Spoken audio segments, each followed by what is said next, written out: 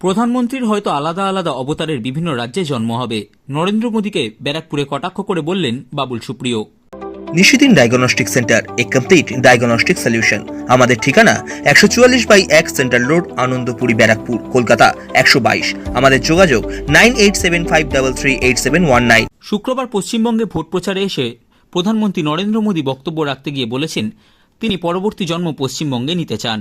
তার সেই বক্তব্যকে কটাক্ষ করে ব্যারাকপুরে সংবাদ মাধ্যমের মুখোমুখি হয়ে বর্তমান পশ্চিমবঙ্গ সরকারের মন্ত্রী বাবুল সুপ্রিয় বলেন, প্রধানমন্ত্রী বিভিন্ন রাজ্যে গিয়ে একই রকম কথা বলেন। তিনি হয়তো পরবর্তী জন্মে 4-5 রকম অবতারের জন্মগ্রহণ করবেন। এছাড়াও তিনি ব্যারাকপুর লোকসভা কেন্দ্রের বিজেপি প্রার্থী অর্জুন সিংকে বারংবার দলবদল নিয়ে কটাক্ষ করে বলেন, আমিও দলবদল করেছি, কিন্তু নিজের সাংসদ পদ ছেড়ে দিয়েছিলাম, তারপর তৃণমূলে যোগ দিয়েছি। কিন্তু উনি তো দলবদল করেছেন, কিন্তু সাংসদ পদ ছাড়েননি। উনি কখন কোন দিকে আছেন উনি নিজেই ভালো করে জানেন না। আমি তাহলে বাংলাতে জন্ম নিতে চাইবো। কি বলবেন তাহলে বাংলার পরিস্থিতি এতটাই? দেখুন, এটা বাংলাতে না, একটা আমরা এই ব্যারাকপুরে, আমি তো গঙ্গার ওপারের ছেলে, নৈহাটি, আমি ব্যান্ডেলের ছেলে, হুগলির ছেলে।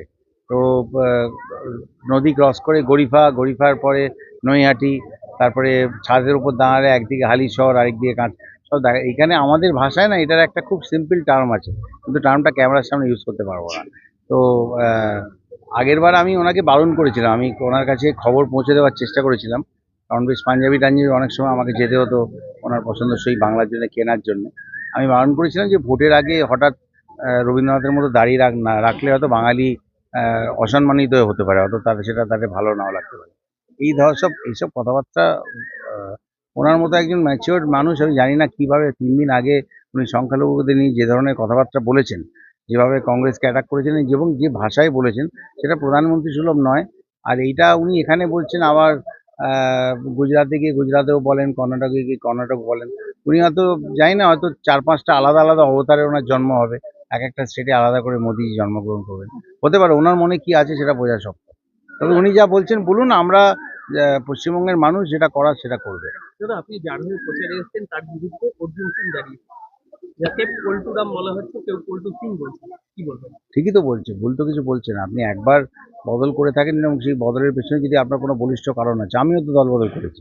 আমি তো পরিষ্কার বলছি, আমি এখানে আগে যখন এসেছিলাম অর্জুন সিংয়ের হয়ে প্রচার করতে এসেছিলাম, কিন্তু আমি দল বদল করেছি, আমার এমপি পদ ছেড়েছি এবং সম্মানের সঙ্গে আবার সেকেন্ড টাইম ভোটে জিতে আমি দিদি অভিষেক সঙ্গে তৃণমূলের সঙ্গে রয়েছি। উনি যখন দল বদল করেছিলেন, উনি পেরেছিলেন ওনার ক্ষমতাটা ছেড়ে দিতে? ওনার এমপি পদ থেকে উনি পদত্যাগ করেছিলেন, করতে পেরেছিলেন? তো উনি কখন কোন দিকে আছেন উনি নিজেই ভালো জানেন না। এবং এই একটা দলে থাকাকালীন আমি বিজেপি ছেড়ে, রাজনীতি ছেড়ে চলে যাওয়ার পরে আমাকে নতুন করে তৃণমূল কংগ্রেসে দিদি বা অভিষেক আমাকে ভালোবেসে জয়েন করতে বলেছেন, তারপরে আমি এসেছিলাম। উনি তো কখন কোন দলে টিকিট পাবেন সেই হিসেবে তো উনি দলবদল করেন। কাজে পল্টু নামটা ওনার জন্য ঠিকই আছে, কোনো খারাপ কিছু নেই। সাধ্যের মধ্যে স্বপ্নের ফ্ল্যাট খুঁজছেন? লাবণ্য গ্রুপের পক্ষ থেকে ব্যারাকপুর হরিসভা মন্দিরের নিকটে সোনাঝুরি আবাসন। থাকছে lift, top floor, set, 0% GST। এছাড়াও থাকছে ব্যাংক লোনের সুব্যবস্থা। ফ্ল্যাট বুকিং চলছে। আমাদের যোগাযোগ 7278200456।